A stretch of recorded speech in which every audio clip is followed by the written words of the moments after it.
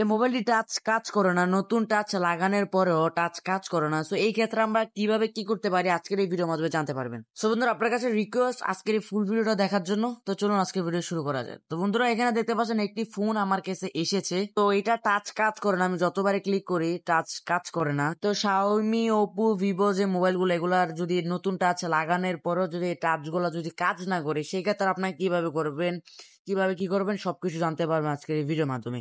বন্ধুরা, আজকের ভিডিওটা খুবই ইন্টারেস্টিং এবং খুবই গুরুত্বপূর্ণ হতে চলেছে। যারা এখন আমার চ্যানেলটিকে সাবস্ক্রাইব করেনি, প্লিজ সাবস্ক্রাইব করে বেল আইকনটি বাজিয়ে দিবেন।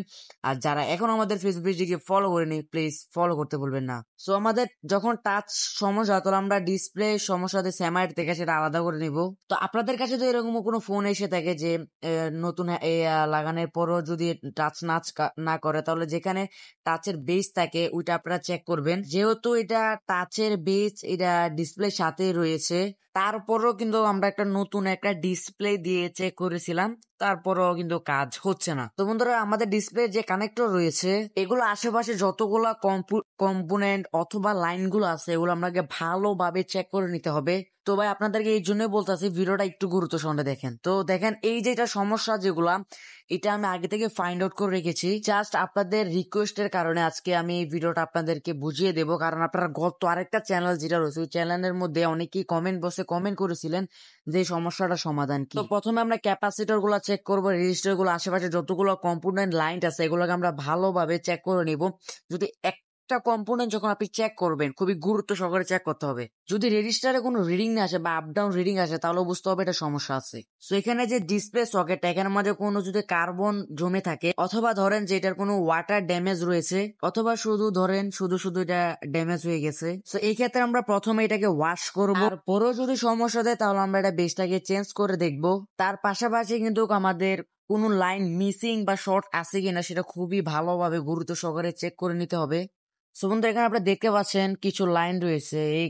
এইটা আপনার কোম্পানি ন্যাচারালি ভাবে লাইনগুলা দিয়েছে, কারণ পরবর্তীতে যদি এটার মধ্যে আপনার কোনো কম্পোনেন্ট লাগাইতে পারে। কিন্তু কিন্তু কিন্তু দেখতে পাচ্ছেন, এখানে দেখতেই দেখা যায় এখানে কোনো কম্পোনেন্ট ছিল না।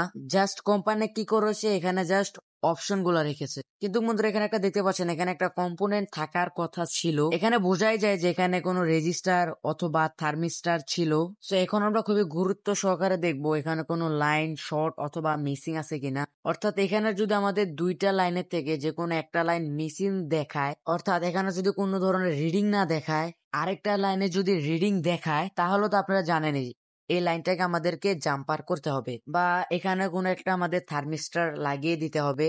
সো এখানে মাপার জন্য আমরা মাল্টিমিটারের রেড কালারটি আমরা গ্রাউন্ডে লাগবো এবং রাখার পর আমরা এখান থেকে একটা মাপবো। তো দেখেন বন্ধুরা, এখানে আমরা কিন্তু রিডিং পাচ্ছি। ওকে, সো আমরা এখন পরবর্তী লাইনটা চেক করব। দেখেন, এটার মাঝে পুরো এক। সো এখানে বলা যায় আমরা এখানে কোনো ধরনের রিডিং পাচ্ছি না। সো এই জায়গার মধ্যে আমাদের একটা ছোট করে জাম্পার করে দিতে হবে।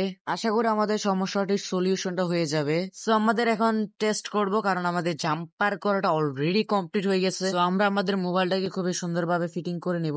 ওকে, যেভাবে ছিল সেম টু সেম। আর ফোন ফিটিং করার টাইম আমরা যে একটা ভুল করে থাকি, অনেকে তাড়াহুড়া লাগায়, আর তাড়াহুড়ার সময় আমাদের ফোনে বিভিন্ন অংশ বা টাচ হাত থেকে পড়ে যায়, বা এগুলো সমস্যা। তো আপনারা কি করবেন, সবসময় রিল্যাক্সে কাজ করবেন, ঠান্ডা মাথায়। ওকে, এই জায়গাটা আপনারা সবসময় মাথায় রাখবেন। সো আমরা এখন ফোনটাকে অন করি, চলুন। তো এখানে দেখতে পাচ্ছেন আমাদের রেডমি যে ফোনটা, এটা অন হচ্ছে। দেখি আমাদের ফোনটা পরবর্তীতে টাচ সেটা কাজ করে কিনা। আর ভিডিওটা আজকে অবশ্যই কেমন হচ্ছে কমেন্ট করে জানিয়ে দিবেন। তো চলুন দেখি। সো এইখানে দেখতে পাচ্ছেন আমাদের টাচ কিন্তু কাজ করছে, মানে আমরা সফল হয়েছি।